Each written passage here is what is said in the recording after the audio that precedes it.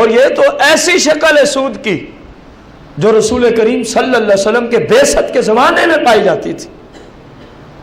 جب آپ نے اعلان نبوت فرمایا، اس کے بعد جب سود کی حرمت پہ قرآن نازل ہو گیا کہ سود کیا ہے؟ حرام ہے۔ یہی وجہ ہے جو سود کو حرام نہ جانے وہ کافر ہے، بھلے سود کا کام نہ کرے، اتنا کہے کہ اسلام میں سود حرام نہیں ہے، وہ کافر ہو جائے گا، بھلے اس نے کبھی نہ روپیہ دیا ہو نہ لیا ہو، کیونکہ ایک چیز کو اللہ نے قرآن میں حرام کر دیا ہے اور بندہ کہے نہیں یہ حلال ہے تو اس نے اللہ کے قرآن کو جھٹلا دیا ہے، اس نے اللہ کے ایک حکم کو جھٹلایا ہے، اور جو اللہ کے قرآن اللہ کے حکم کو جھٹلائے وہ بندہ دائرہ اسلام سے۔ تو اللہ تبارک و تعالیٰ نے سرکار علیہ السلام پر قرآن کی آیت کو نازل فرمایا۔ یہ ساری گفتگو اس سے تفصیل کے ساتھ آپ کو سورہ بقرہ کے اندر ملے گی۔ فرمایا محبوب ان کو کہو کہ جتنے دیے ہیں اتنے واپس لو، کیونکہ پہلے حرام نہیں تھا نا، جب حرمت نازل ہوئی اس وقت کی میں بات کر رہا ہوں، اور جو تمہارے پیسوں سے زائد تمہارا مکہ پہلے ہو چکا ہے، حالانکہ اس وقت حرام نہیں تھا، تو اپنے ان غلاموں کو کہہ دو، مسلمانوں کو حکم دو کہ جو زائد ہیں ان کو چھوڑ دو، ان کو مثلا کسی نے 1,00,000 دینار کسی کو دیا ہوا تھا، 10,000 درہم کسی کو دیے ہوئے تھے، اور مکہ ہوا تھا، طے یہ پایا تھا 10,000 والے کے ساتھ کہ تو مجھے 12,000 درہم واپس کرے گا، اور 1,00,000 والے کے ساتھ یہ طے تھا اتنے عرصے کے بعد قسطوں میں یا ایک ہی دفعہ تو مجھے 1,05,000 دینار واپس کرے گا۔ تو قرآن کا حکم آیا جتنا دیا ہے بس اتنا ہی لے سکتے ہو، بس اتنا ہی، جس نے 10 دیا ہے وہ 10 ہی لے سکتا ہے، جس نے 1,00,000 دیا ہے وہ واپسی 1,00,000 ہی۔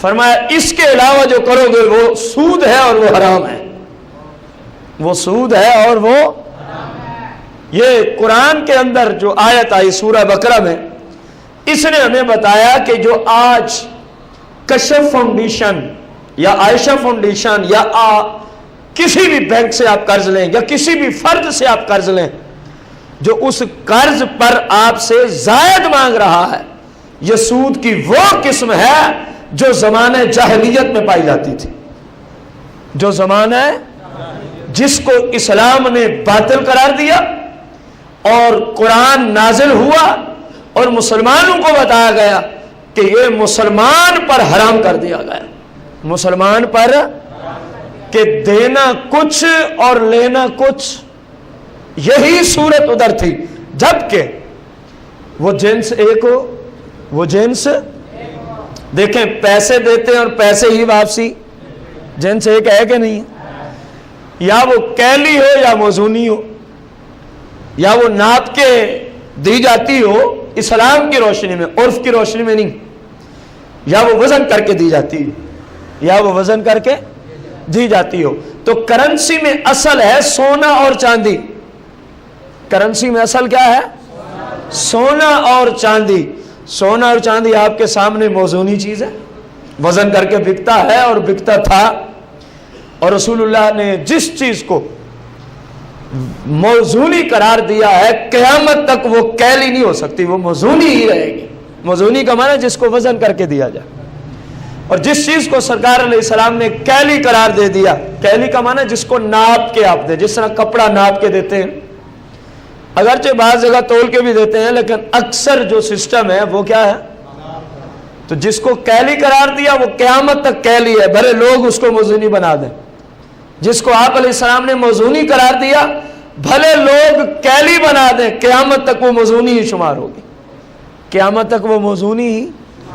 تو اب پوری گفتگو کا محال کیا نکلا کہ جو پیسہ دے قرض کے طور پر اور اس پر قدر زائد واپس لے، بھلے 1 روپیہ ہی لے، 20,000 دیا اور کہا 6 مہینے کے اندر واپسی کرنے، لیکن کرنا ہے 20,001 روپیہ، اسلام میں اس کا دینا بھی حرام ہے قطعی، اسلام میں عام حالات کے اندر اس کا لینا بھی حرام ہے، جو اس کا منکر ہو وہ دائرہ اسلام سے خارج. وہ دائرہ اسلام سے کیا ہے؟ آپ کو جو موضوع کے اعتبار سے گفتگو تھی وہ سمجھ آ گئی ہے.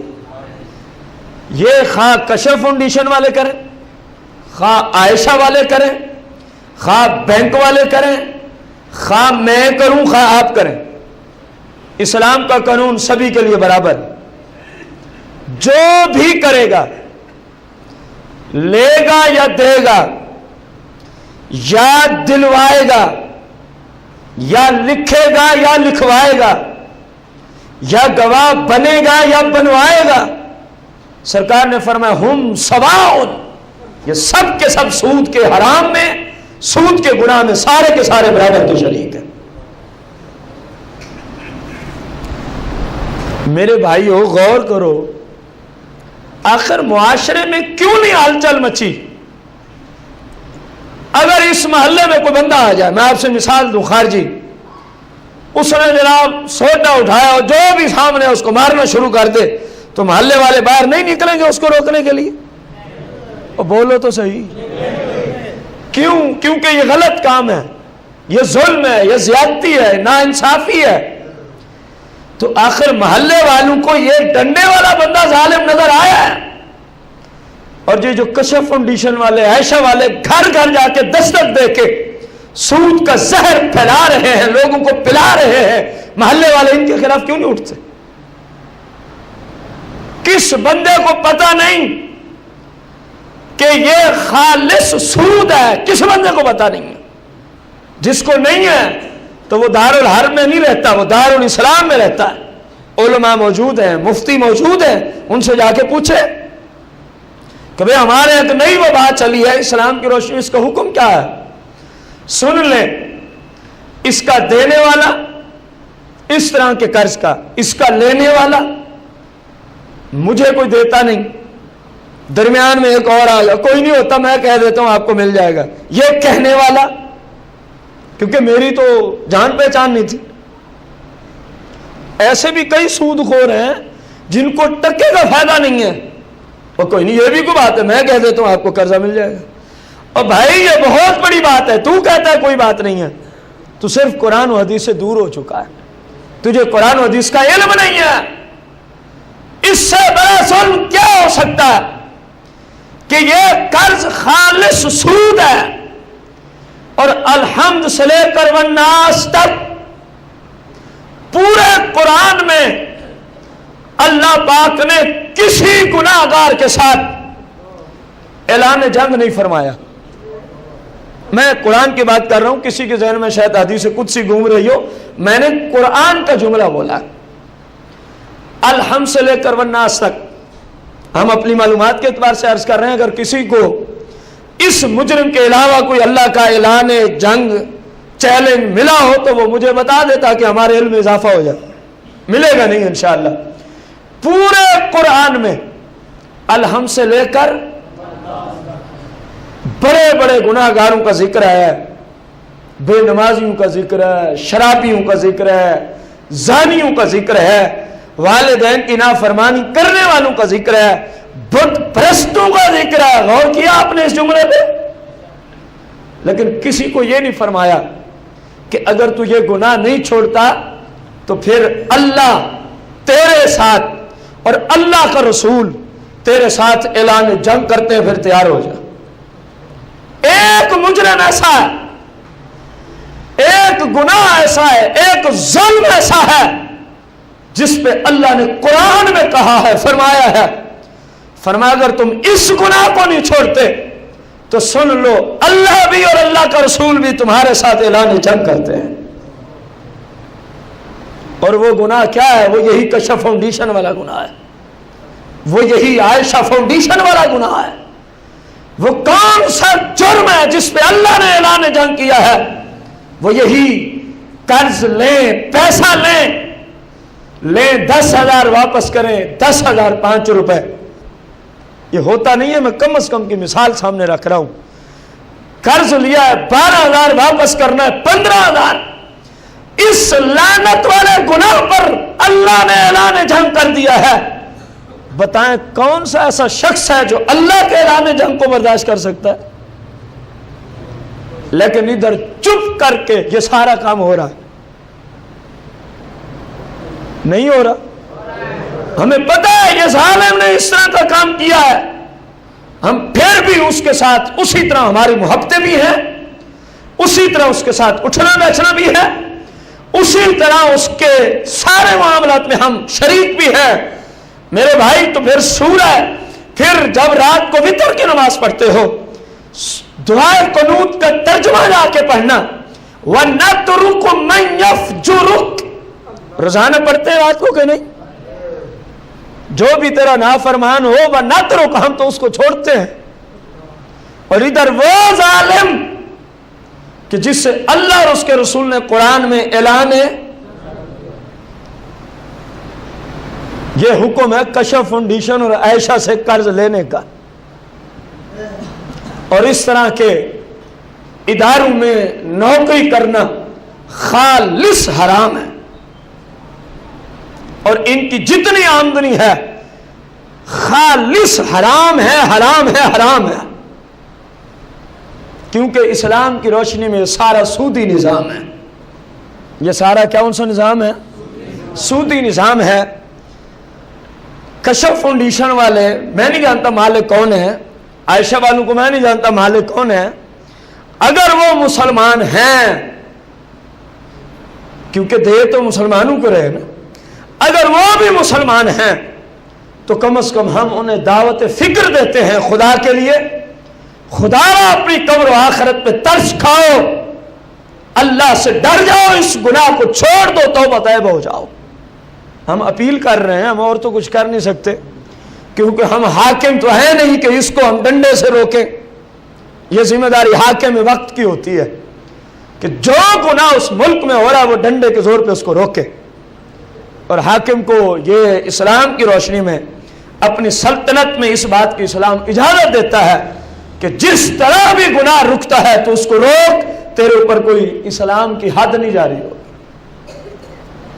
ہم تو کہہ سکتے ہیں، ان کو کہا ہے، آپ کو بھی کہہ رہے ہیں کہ اگر کسی نے یہ کام کر لیا ہے یا کوئی سوچ رہا ہے چلو ہم بھی کریں گے، خدا را میرے بھائیوں مسلمان کے لیے کام حلال نہیں ہے، مسلمان کے لیے کام۔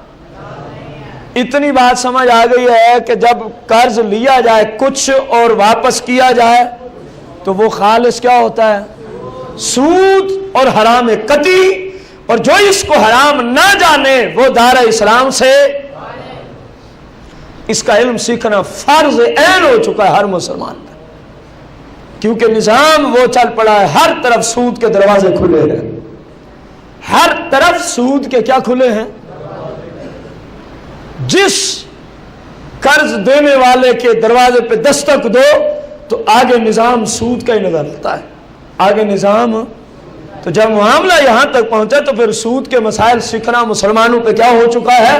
فرض عین ہو چکا ہے۔ جس شعبے سے کسی کا تعلق ہو اس شعبے کے مسائل سیکھنا اسلام کی روشنی میں مسلمان پہ کیا ہو جاتا ہے؟ ایک بندے نے نکاح نہیں کیا، اس پر بیوی کے حقوق، طلاق، نان و نفقہ، اولاد کے حقوق جاننا فرض عین نہیں ہے، اور جس نے کر لیا اس پہ یہ سارے علوم سیکھنا فرض عین ہو چکا ہے۔ ایک بندہ تاجر ہے، اس پہ تجارت کے اصول سیکھنا فرض عین، اور ایک تاجر نہیں ہو اس پہ سیکھنا فرض عین۔ جو جس شعبے سے تعلق رکھے گا اس کا اس کے متعلقہ قرآن و حدیث کی روشنی میں علم سیکھنا فرض ہے، جس طرح نماز ہے فرض ہے، اسی طرح علم سیکھنا بھی ہے فرض عین۔ رسول کائنات فخر موجودات علیہ السلام کی مقدس ذات پر نازل ہونے والی مقدس کتاب مراد ہے قرآن مجید فرقان حمید۔ بڑے بڑے گناہ گاروں کا ذکر آیا قرآن میں، حدیث مبارکہ میں، لیکن یہ جو اس وقت سودی نظام ہے کشف اور عائشہ فاؤنڈیشن، میں ان کا نام بار بار کیوں لے رہا ہوں آپ کو پتہ ہے؟ کہ لوگ سمجھتے ہیں یہ ٹھیک ہے، ان کے ہاں سود کوئی اور بلا ہے، یہ کوئی اور بلا ہے، اس لیے مجبوراً ان کا بار بار نام لینا پڑ رہا ہے۔ میرے بھائی یہ سود کی خالص شکل ہے جو آ پہنچی ہے مسلمانوں کے گھروں تک، جس کی شکل و صورت اور نام اور حیت ہے عائشہ اور کشف فاؤنڈیشن کے نام سے جانے جاتے ہیں. اور بھی بہت سارے ہوں گے، یہ تو ہم تک جو نام پہنچے ہم تو وہ آپ کو بتا رہے ہیں. اب قرآن مجید فرقان حمید میں فرمایا بے نمازیوں کا بھی قرآن و حدیث میں عذاب اور ان کے وبال کا ذکر ہے، شرابیوں کا بھی ہے، زانیوں کا بھی ہے، والدین کے نافرمانوں کا بھی ہے، جس پہ حج فرض ہو جائے اور وہ نہ کرے اس کا بھی ذکر ہے، زکوٰۃ نہ دینے والوں کے لیے وعیدات ہے. لیکن کسی کے لیے ایسی وعید نہیں آئی جیسی ان لوگوں کے لیے آئی ہے جو کشف اور عائشہ سے قرض لیتے ہیں یا جو دیتے ہیں یا جو ان اداروں میں کام کرتے ہیں. ان اداروں میں اب وہ کیا ہے؟ قرآن میں سورہ البقرہ ہے. اللہ پاک نے ارشاد فرمایا جو سود کا معاملہ کرے، لین دین کرے، خواہ وہ لے، خواہ وہ دے، خواہ وہ لکھے، خواہ وہ لکھوائے، خواہ وہ گواہ بنے، کسی بھی اعتبار سے انوالو ہو، شریک ہو، فرمایا جب قیامت کا دن آئے گا نا قبروں سے ہم اٹھائیں گے، بے نمازی بھی کھڑا ہو سکے گا، شراب خور بھی کھڑا ہو سکے گا، جو روزے قضا کرتا ہے رمضان کے وہ بھی کھڑا ہو جائے گا، جو زکوٰۃ نہیں دیتا وہ بھی کھڑا ہو جائے گا. بعد میں جو ہوگا اپنی جگہ مسلم، لیکن کھڑے ہو سکیں گے. قرآن میں فرمایا سورہ البقرہ میں فرمایا جو سود خور ہے اس کو تو ہم کھڑا ہی نہیں ہونے دیں گے، وہ تو کھڑا ہی نہیں ہو سکے گا. ہاں فرمایا اس طرح جس طرح کائنات میں کسی پر جنات کا سایہ اور ان کا عین دورے کی حالت ہوتی ہے، کبھی اٹھے گا پھر گر پڑے گا، پھر اٹھے گا پھر، فرمایا اسی طرح کرتے کراتے وہ جہنم رسید ہو جائے گا. یہ حکم ہے قرآن کی روشنی میں ان کا جو کشف اور عائشہ فاؤنڈیشن سے قرض لیتے ہیں. یہ حکم ہے قرآن کی روشنی میں ان کا جو بینکوں سے قرض لیتے ہیں. یہ حکم ہے قرآن و حدیث کی روشنی میں ان کا جو کسی بھی شخص سے اس طرح کا قرض لے کہ لیا ہے 10,000 اور واپس کرنا ہوگا 10,000 سے زیادہ. بولے نا یار، سارے بھائی بولے نا.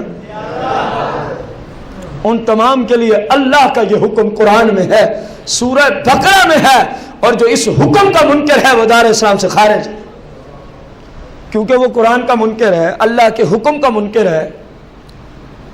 دیکھو دو باتیں میں نے قرآن سے عرض کی ہیں. ایک جو اس طرح کے قرضوں کا معاملہ کرے اس کے ساتھ اللہ اور اللہ کے رسول نے کیا کیا ہوا ہے؟ اعلان جنگ. اے کشف فاؤنڈیشن والوں قرآن سنو، اے کشف اور عائشہ سے قرض لینے والوں اللہ کا قرآن سنو. ہے کسی میں مجال جو کہے یا اللہ میں تیرے اعلان جنگ کو قبول کرتا ہوں؟ تو جو لے رہا ہے اس نے کہا تو یہی ہے، زبان سے نہیں کہا نا، عملی طور پہ کہہ رہا ہے کہ میں ہوں قبول کرنے کے لیے تیار. تیری کیا مجال ہے کہ تو مالک کے اس اعلان کو قبول کر سکے؟ تو صرف غفلت کا شکار ہو گیا. تجھے پتہ نہیں ہے کہ وہاں کتنا سخت عذاب ہے، تجھے اس بات کا شعور ہی نہیں ہے. اگر تجھے اپنے رب سے محبت ہوتی، اگر تو اپنے رب سے محبت کرنے والا ہوتا، اگر تو اللہ اور اس کے رسول سے محبت کرنے والا ہوتا، تو کبھی اس کے بارے میں سوچ بھی نہیں سکتا تھا. چاہے جائے کہ تو اس کام میں انوالو ہو جائے، اس کو کر گزرے. یار غور تو کرو، کئی بار